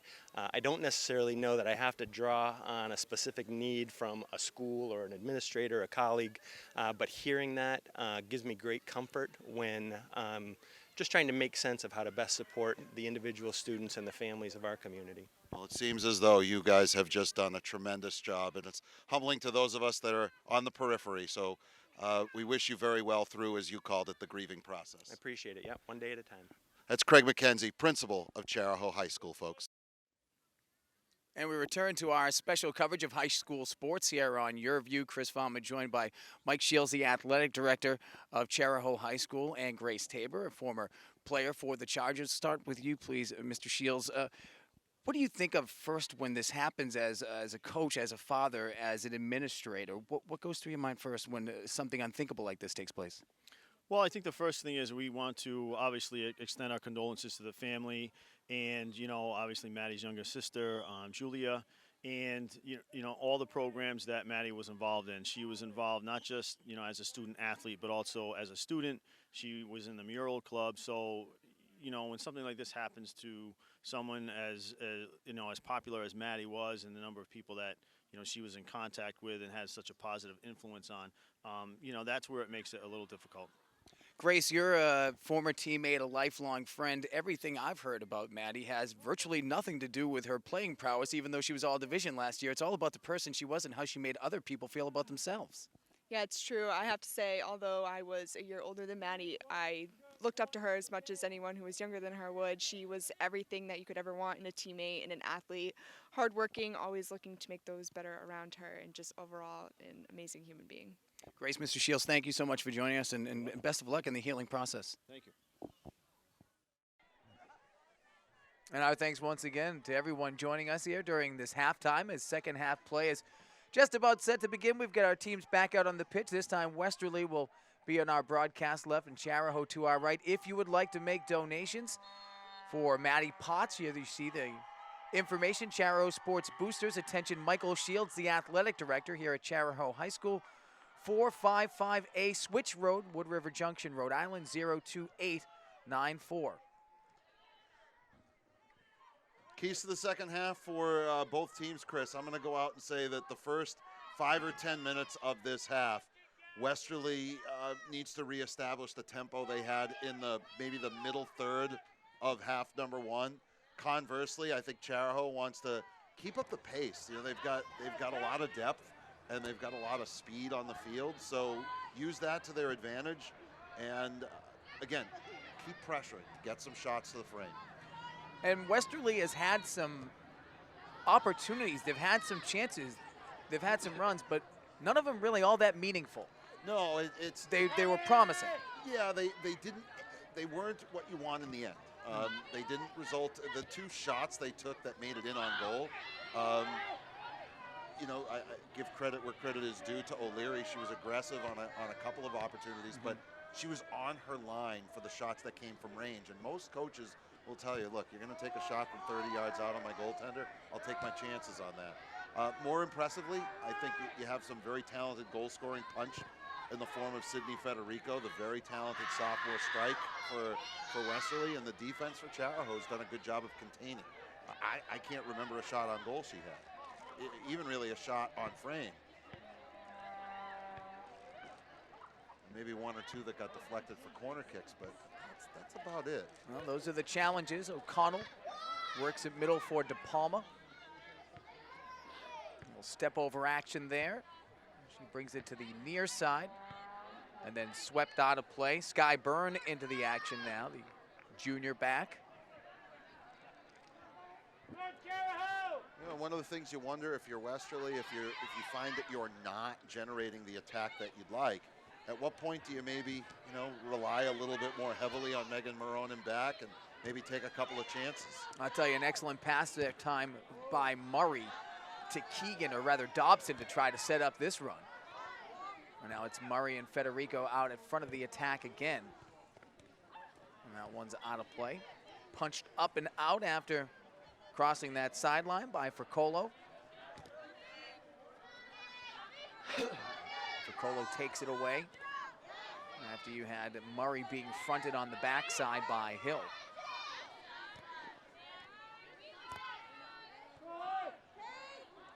See, those are good ideas, but when you're playing the flat back like the four backs are playing for Chariho, that's where you're going to rely on O'Leary to be quick of foot, on her game, stay on the line, and get out to range, or get out maybe on that 180-degree range to gobble up those balls. DiBiasio, the center back out there with Sardelli. That one's picked off by Federico, who has Dobson just off to her right. Elects to go middle for Murray. And that second line of defense there in Pepler. So you would never guess with the grace that DiBiasio plays in the middle that she's just a freshman. She's solid in that back line. And, you know, that center back spot's not an easy position to play. As somebody who was a back, you really want somebody who can be an anchor. That one will get whistled dead. It was chipped in on Wosick by her own teammate and Jenna Murray. But that one called down before the activity, and Murray was just trying to get it somewhere where it was away from harm's way. You mentioned DiBiasio, not only her ability to read the play and then follow through with it actively, but she's also significantly smaller than most of the players out there. Yeah, she's not the tallest center back you see, and then you have Sardelli, the other center back's just a sophomore. Yeah, it certainly looks as if Coach Brittany Godbout's got herself set up on that back line for some time to come. Well, Megan Hill's a junior, she'll return, and the other back, Rachel Urcan, is a senior, but you got to be happy when you can return 3 any year. Oh yeah. And it sounds like she'll be returning at least 2 very solidly in the middle for the next 3 straight. Well, there are some coaches who say, I'll be happy to return 3, but it depends on the 3. She'll be happy with those 3. Dobson goes flying in, sets up Murray, who curls that one away from Federico, and now the foot race is on with Urcan and Cisco. And that one's just going to drift out of play, and we'll have a goal kick coming up. But if you look as the Westerly players are drifting back now, Chris, there's a big gap where the 3 midfielders are and the 2 maybe attacking players are, and then there's a hole of about 20 yards. So even if a Westerly forward gets to that ball, is able to put it back across, there's nothing but 4 white jerseys for the most part. You'll take those numbers if you're Chariho. Again, you're 4 white jerseys back and just 1 blue. Your odds are in your favor. Murray played that one on for Byrne, who chips it right back for Murray. O'Leary comes way out off the back line, some 15 yards to gather that one with her hands. A little bit gingerly going after that one. Jenna Murray allowed the ball to play her, and it's back to Hill, who pooches it forward for O'Connell. For Colo, just didn't collect that one cleanly the first time through. Spins away from the defense of Dobson. Tries to build on the right side, but that one was read well by Page. She battles along with Michaels.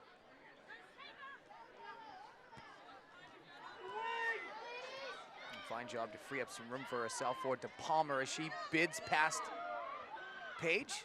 Cross with the left, spinning chance in front. 2-0. Westerly was in trouble as that play developed. Everybody went to the ball, and when you have a triple team and you don't come up with the ball, that's a problem. Gabrielle O'Connell was left all alone in front, and she puts it home. A senior scoring on senior night, you gotta love it, Chris. Comes in the 38th minute.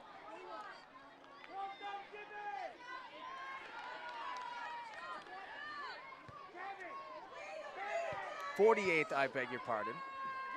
Your pardon. Thanks for the assist, partner. Boy, De Palma had such great pace with the ball. You know, that one's as much on the service as it is the finish. She went through 1, 2 defenders, and then when the third defender, Marone, came out, there was nothing in the middle. We talked about the hole the other way. There was fill. There was fill there from Chariho. They were able to get that ball to center, and again, not a whole lot Wosick could do. When I coached goaltenders, I would call those, you were put on a clothesline. You were just kind of hung out to dry. Not much you could do. And go back to just the original first touch by De Palma to play it up and over herself before she created the area, and then you said so. The service was spot on. Oh, it was beautiful. Right on her foot, right on the foot of O'Connell, and you know, she couldn't have asked for a better touch. So 2 seniors combining on certainly a sort of watershed senior night for them. You love to see that. And O'Connell followed the play perfectly, got into a spot where De Palma could set her up, and she spun and she delivered. Excellent finishing touch now. Murray and the Bulldogs will have to play from behind as she tries to spin that one past Hill. Federico comes over to assist, but what a move on the near side by DiBiasio. It was nifty. That one was a shoulder away from being another brilliant chance for Colo. But defensively, it was Byrne who was able to step in. Well, Byrne got away with the old, or rather Dobson got away with a little bit of an extended forearm there, and that's going to be offsides on Chariho. You know, 2-0, the most dangerous lead in all of soccer, they say, is we're going to get another look at the goal. Now watch De Palma. She comes up the left hand, up the left flank here, and when Marone comes out right about now, when she's there at the baseline, look at that.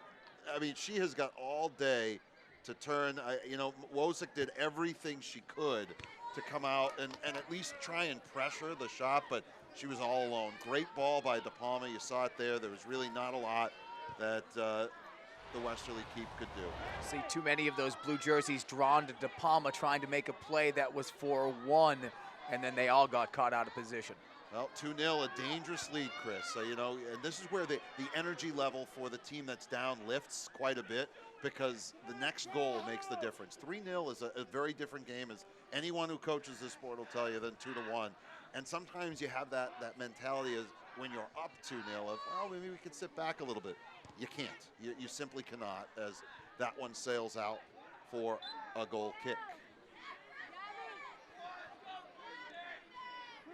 Good minutes as checking on and off, respectively, are the goal scorers. Shields for O'Connell.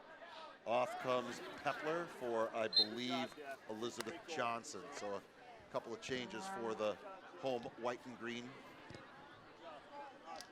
Hill's going to play that one in midair with the knee. Keegan will follow. Hill again.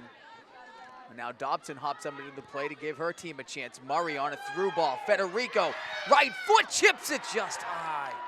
Best bid of the night so far for Westerly, as that one got between a couple of defenders for the first time. As we said, when you got a 2-0 game, as Westerly's going to make its first change. You'll watch, this ball kind of comes through. There's one turn, but that's a nice ball right there, and it's a little bit of a mishit by the defender that sets up that shot, and maybe Federico just didn't get her shoulders over the ball just enough. And how about that adjustment by Federico? She wanted to send away Murray initially, then she reacted to the mishit for her own bid. That's one she's going to see in her sleep, unfortunately, because she had a very clean look. And again, there's not a lot that O'Leary would have been able to do. There was a lot of goal to look at, and you know, just went up and over. It's interesting on a multi-sport field. It lends itself for analogies to other sports. They talk about in the red zone where that was on the football field, how it's difficult for offensives because they run out of space. Federico did there in that bid. Precisely the same. So into the action immediately is Jarrett on that far side. Couldn't control it cleanly. And we'll get more substitutions now as the Chargers will dig in on their bench. For Colo is going to come out. Stepping in for her will be Emily Feast-Hummel, the freshman who had a goal in the last victory for Chariho. Actually a tie, I beg your pardon, against North Providence. And also back into the action now is Lindsay Shields, who had some meaningful minutes in the first half. Yep. So Spencer Shields and Lindsay Shields both onto the pitch as Morgan and Fricolo, the pair of seniors, off. A little wave of the flag from the AR to help out his mate in the middle. That call took a little bit long to develop, but it seemed everybody on the field saw it. Yeah, the center referee was admittedly, I'm going to use the word shielded or obstructed on the play, but the fans were trying to help. There were about 100 referees on the far side. They had the call too. I'm going to opt to say that he was mid-stride. The whistle was in his hand, and he didn't get it up in time. It's possible. It's possible. Dobson tries to send away Murray. Hill knocked it away first time now. Keegan goes right back at it again. A little bit too much air underneath it for Dobson, for Murray to really do much with it. And now Shields sends it out of play. Surprised to see the officials wearing blue, and one of the teams is wearing blue, but I guess it's pronounced the difference enough that it's okay. But they've called this one clean, and they've made the whistles that they've had to. And they haven't been much of a fabric of the match. No, which is exactly what you want. Exactly. Another change for De Palma's going to step out, and Pepler comes back in, so a very short rest for Pepler, who was the player who came on at the beginning of the match after the symbolic starting of one player fewer in the lineup. DiBiasio's able to slide away from Murray, but it'll be a throw-in for the Bulldogs. And you know, you give credit to Chariho for being able to just play a game, you know, and shaking all the constant reminders of tragedy. 10 players on the field to start, 11 second moment of silence, the senior day celebration, all of it, this really unfortunate reminder of a lot that has transpired. It's not their first trip to the rodeo. As I see you counting matches, they've had to play quite a few games under the shroud of tragedy. Exactly, under the considering this is now their 10th match that they've played, and if you look at their record, they've gone 4, 2, and 3. That's very impressive. And they lost a heck of a play. I mean, I think that's all division performance. We've not really talked about that. We've focused so much on the person that we haven't spoken about. Which is what the story is. And absolutely. And you know, the fact that this team has almost come back together is a credit to the leadership and the coaching staff, and certainly the student athletes themselves. And yep. The whole lot of them have already written their college essays. They've had experience. When they ask, give us an experience that's maybe changed you in a way that we might not understand, they've got that written without question. Well, leaders are born out of traumatic situations, and their leader is now gone, but they've now learned to lead from her, and they've taken her example, and it shows. And all the players out here and all the folks in the community, young and old, can learn from someone that special, regardless of age. Yeah, you see a lot of blue in the stands. You saw blue, you know, on the armbands. There are a lot of reminders, and members of the herd all wearing blue tonight. You know, the fatheads, everything. And you know, we've talked to the family, we've talked to the administration. You folks at home have heard from them. You know, I think, and again, I think one thing that people have remarked about is just the constant support. As that shot, another nice bid. That's probably the second best opportunity, that one from Keegan. But the outpouring of support from everywhere. I mean, you do a Google search, you get an article in the New York Daily News about this. So this was a national story that, you know, took these 3 little towns in Rhode Island and could have really hurt them, and it has not. And it's almost, you know, as again, to use the verb that was so appropriately used by their principal, it's galvanized them. And I think, you know, in the long run, while you never want to go through this, they will be stronger for it at some point, if not already. Jamie Murray spins that one up the right side, sent right back by Hill. She was looking for Shields in the middle, but Bowen knocked it forward. Tough hop that time to handle for Cisco, and now Shields will move it through the middle. taken out of mid-pitch that time by Johnson. Shields with another chance, but that one will be directed just wide. Wosick, a nice job of reading that, getting out quickly to field it in front of the on-charging Pepler. Not a bad idea there by Johnson. I mean, you know, you're coming across your body, swing one toward the goal, see what you can develop. And that'll be a foul, easy one to call. As Johnson got tangled with Brianna Jarrett. Seemed as if once their shoulders came together, they started moving more quickly, and then both went down at a pretty good rate of speed. We talked an awful lot about Tia Sardelli in the first half. Haven't seen much action in the middle of the pitch, really, quite frankly. And if anything, it's been DiBiasio handling it. That one comes in headed down. A good chance by Feisthummel. Wosick there in the action that time through the left side of the area. Sent out to safety by the backs of the Bulldogs, and now they try to advance past midfield. Comes up on Murray, who handles it. Tries to set up a run for Federico. Long foot race, again O'Leary aggressively out, and she'll bomb it forward with the right foot.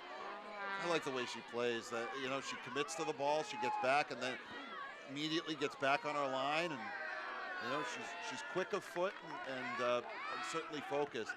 And to go back to that other bid by Chariho a minute or two ago, again, you look at film sometimes as a coach. You cannot, on restarts, on free kicks, allow two white jerseys to be open at the top of the 18.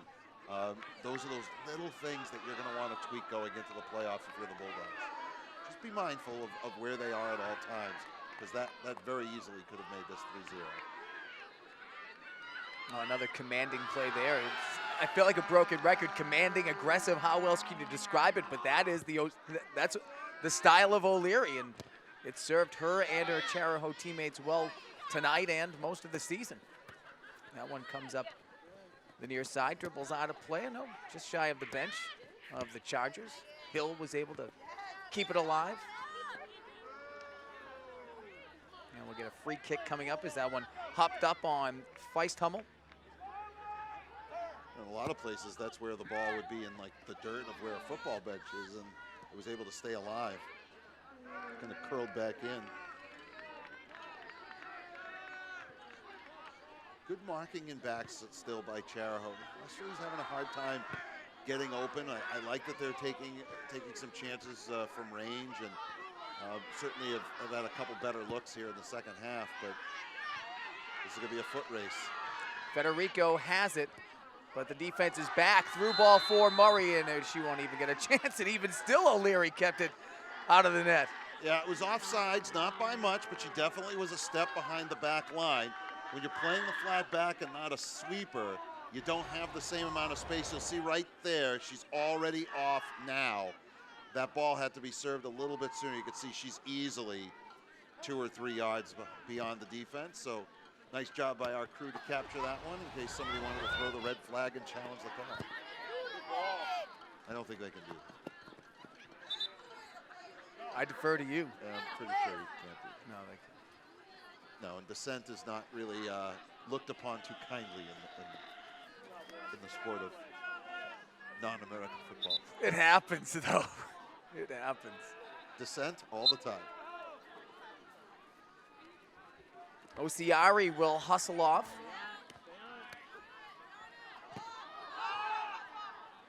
De Palma back in there, too, is Furcolo.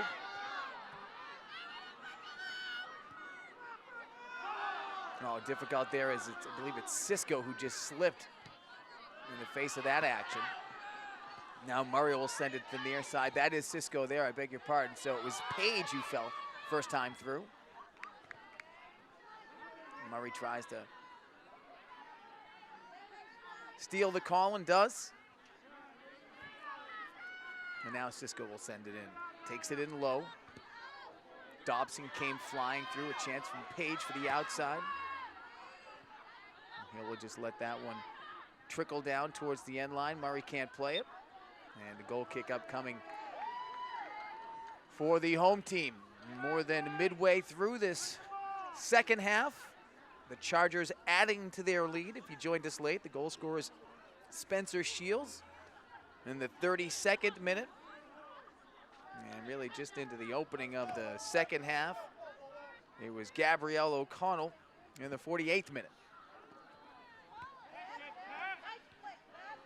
8 minutes left and 8 minutes in, as it were. And, you know, much like the first half, this last 7 or 8 minutes, 10 minutes or so, Westerly seems to have had more of the run of play, but without much to show for it. Shields tried to bait Marone to the outside and cut back in. Marone played that textbook. She used her angle, she used her side, she used her power to send that one out of play. But the fans were buzzing as they saw Shields again out in open space. Funny how a goal scorer can do that. Well, one with skill, too. It's different when you have speed. It's different when you have skill. If you have skill during speed, that's a whole new ball game. Players who are just as fast with the ball as without. De Palma set up the second goal. Oh, good ball. Served in, but read by Wosick. That one just a little bit too close to that near post for Shields to get inside, make a play on it. But a very good setup that time by Furcolo, and De Palma to leave it for her. Pepler comes together along with Keegan. Murray fights her way through DiBiasio, fights her way right back. And then Hill sends it up the sideline. That one's in play. Feisthummel fights her way through Murray and Bowen, and now she will cross. That one behind. De Palma tries to send it in for a secondary bid. Feisthummel and Shields were very, very, very close to making it 3-0. That did not escape by much for you Westerly fans out there. And really nice work by Kaylin Holdridge on that far side to run that one out with possession on ball to take it to the opposite side of the field, as Shields is now going to check out. Yeah, Orsiari back on. Depth certainly becoming a factor right now in this match. Yeah, as you get a little bit longer into the game, it's hard to chase a match. When you're down 1-0, it's hard. When it's 2, it's even harder. And, you know, when you get to this stage of the game, you start fighting, you know, the 10 players in white, the one goaltender in blue, and then Father Time, and it's evil tick down to zeros on the scoreboard.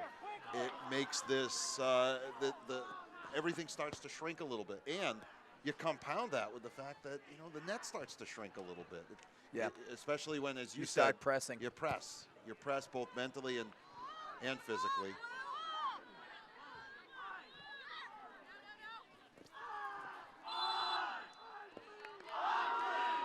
And we're going to call.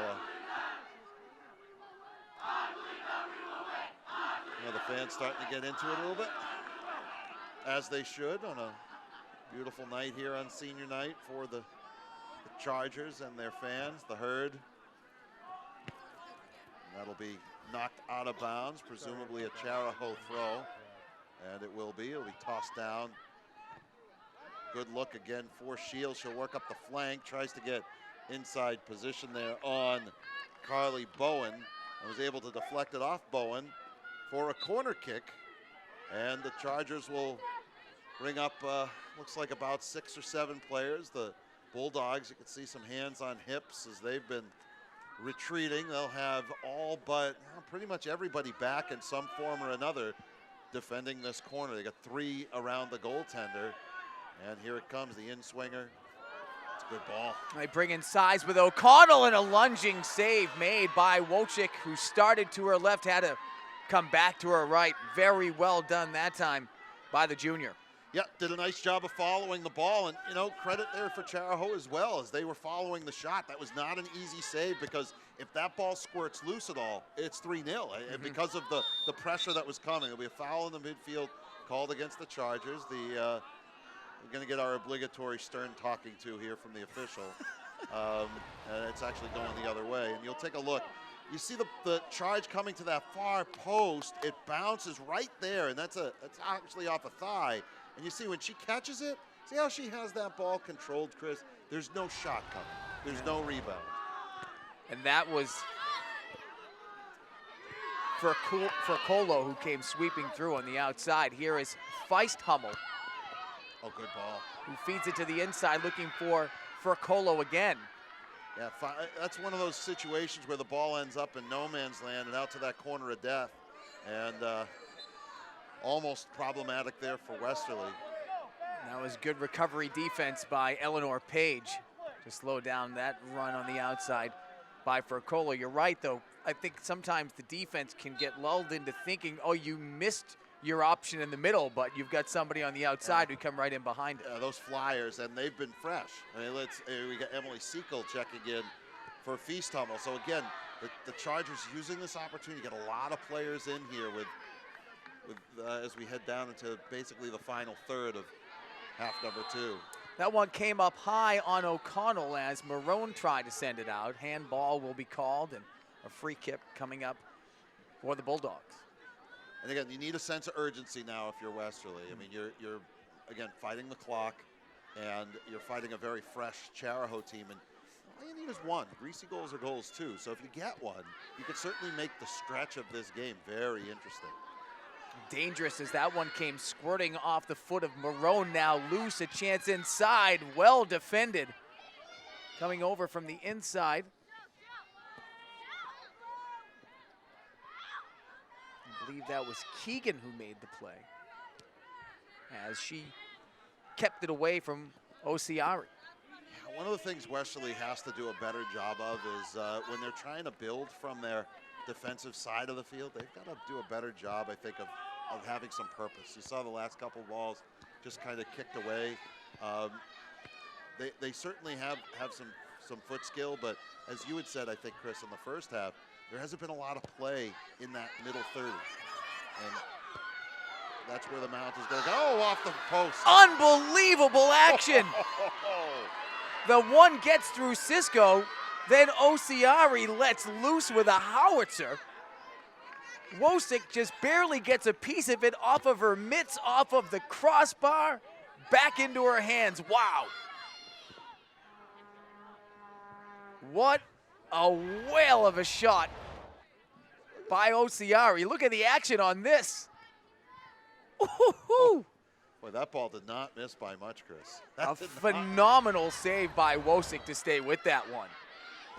You talked about the field being tilted earlier. It certainly is right now in favor of the home club. We mentioned greasy goals. That wouldn't have been greasy. That was a bullet of a shot. That was a highlight waiting to happen. Osiari had a good turn there as well. And that should be a corner kick. Yeah, that's a good call as Orsiari just came off the bench a couple of minutes ago, returned to the game, checked back in, and she has become an instant factor. She's ignited the attack, there's no doubt about it. No question. And that's not the type of ball that you see from a lot of high school soccer players. Certainly Division III high school soccer players. There's a lot of quality in that attempt. No doubt. There it is again, takes the spin off it as it bounds through the 18s. Nobody there, and it's going to be sent upfield by the Bulldogs, by Keegan. I believe a moment ago that it was Cisco who made that play in the box. I want to make sure we give credit where credit is due.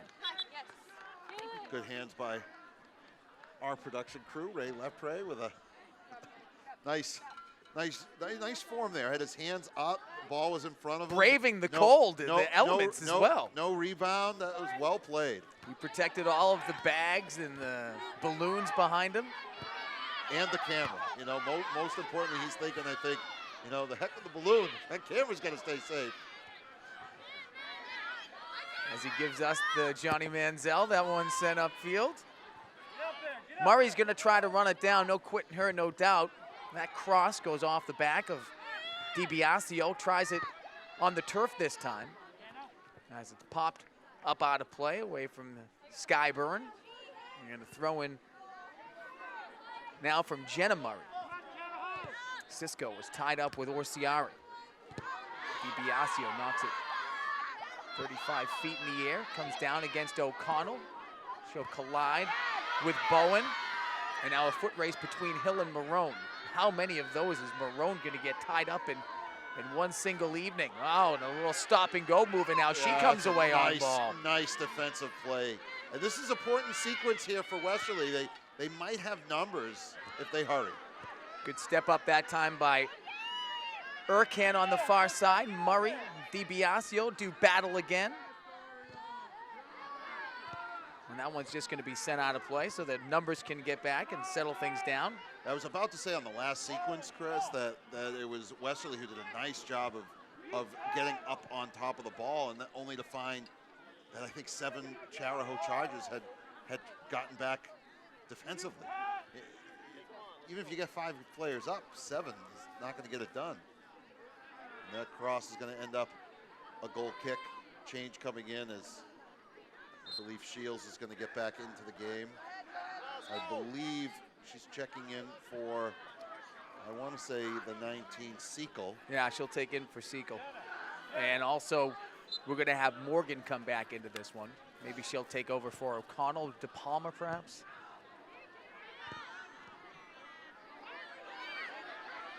De Palma with speed.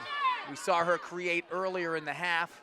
Just a little bit short on that through ball intended for Orsiari. Federico comes back to win that one. Murray will gather it off of her torso. Too much action behind that one with the aggressive feed of O'Leary behind there. She's just itching to take off that back line. She plays up. There's no question she plays up, but when your defense is up a little bit further, you're onside, so why not? I mean, nobody's dropped back, they'll be off. Nice move to the outside by Federico. Her cross wrapped up between 2 players, and it was Sardelli who won it away from Murray and got it out of danger's way. It was a nice play there by Sardelli to stall and turn under duress. Dobson throws it in. Handball not called. And a throw in. You got to wonder if that's between, maybe 40, 30 yards out that gets called, but down there, penalty kick territory, oftentimes you sometimes see them refrain from blowing the whistle. Corner kick on the way. It's Federico. She sent them all in tonight. Murray couldn't knock that one down. It was cleared out of play. Sardelli again. A throw in this time for Federico. Well, and now, Chris, look, Westerly's got everybody but Marone up.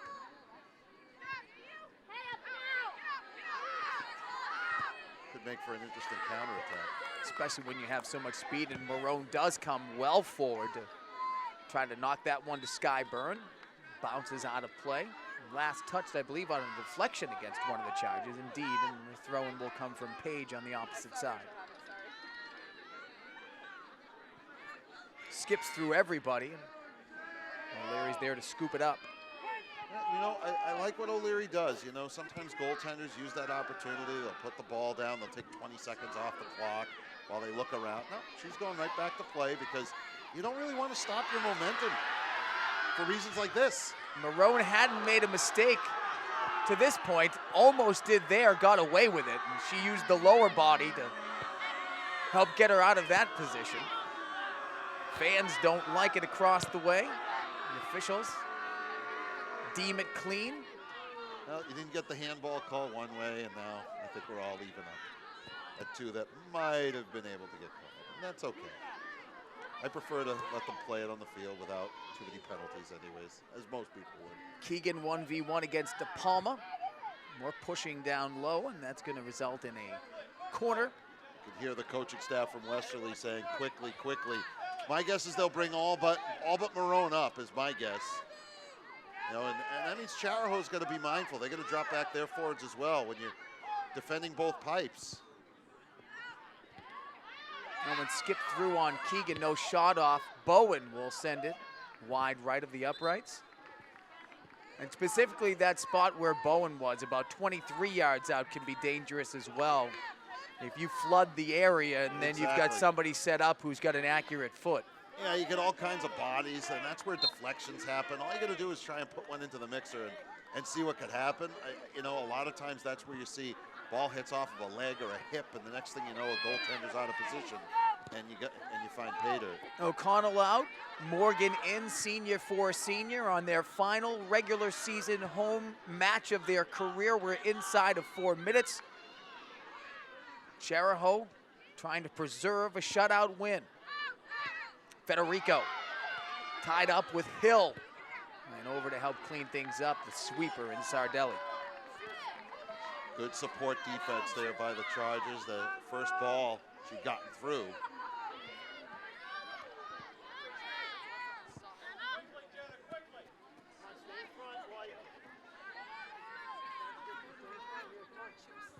Murray up for Cisco. Back to Murray. Didn't quite get good wood on that one, so to speak. Came off her foot awkwardly, went right into the air. A free kick now for the Bulldogs, but time is certainly not on their side. Well, they're going to put the ball down. They'll back off, ask for the 10. The college game would be looking for the magic spray. Mark off the 10. That's a good 10. Clean, 3-player wall. 4th player is Federico on the angle of it.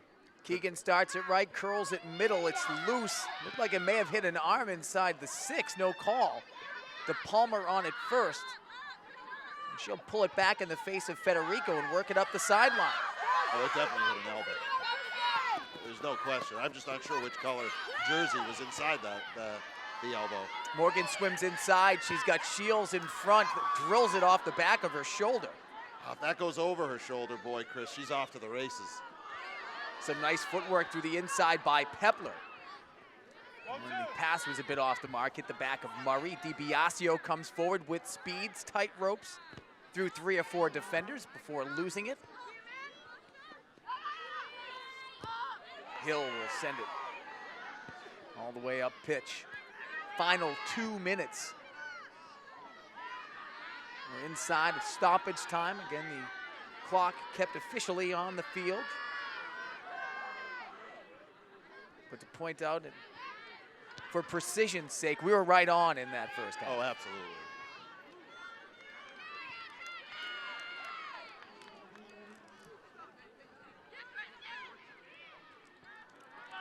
Well, I tell you, there's got to be some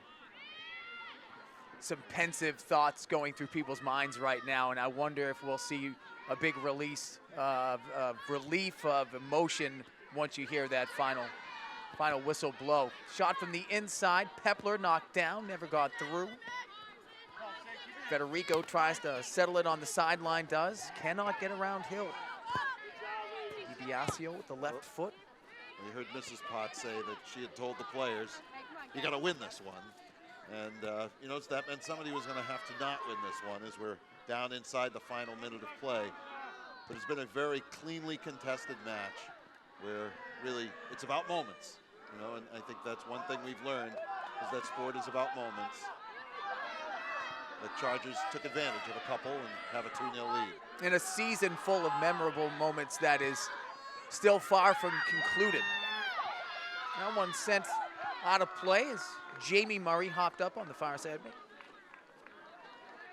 Everybody was walking away thinking it was a goal kick. The AR initially indicated corner, and then the players actually helped to make the call. It is a goal kick. He was obstructed on it.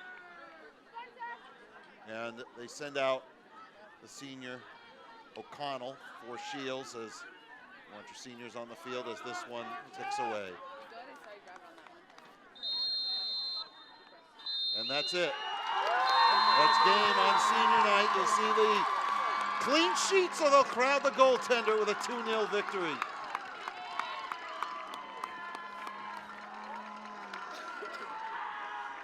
The 5th shutout of the season for the Chargers. They do it at home on senior night. We wondered what it would be like, how these players would take to the field. They took to the field with positive energy tonight. They were fueled by this. They weren't overcome by it. And you can see the celebration just commences right now. Yeah, a lot of smiles, a lot of joy.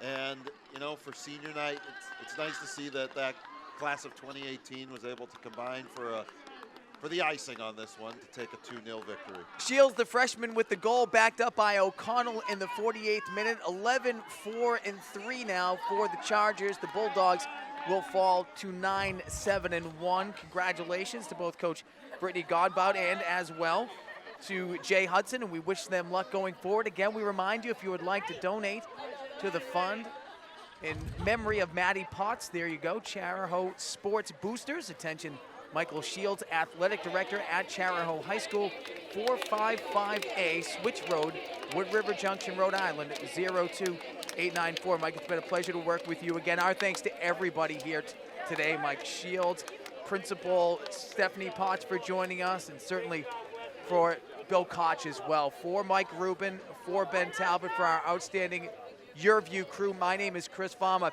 They celebrate the memory of a special individual here tonight. They do so in victory as Chariho prevails 2-0.